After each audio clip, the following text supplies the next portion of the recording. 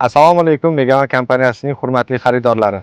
Bugun sizlar bilan Lugonka ekskavatorning 942 HD modelini qisqacha tanishib chiqamiz.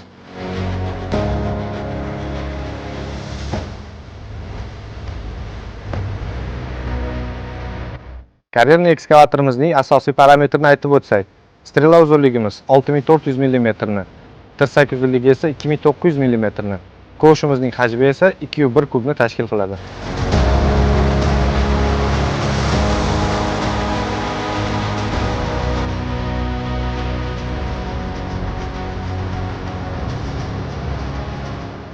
Ekskavatorimizning dvigatelimiz 291 ot kuchiga ega bo'lgan Cummins dvigateli 6 silindrlik va turbo kompressor bilan jihozlangan dvigatelimiz qo'llanilgan.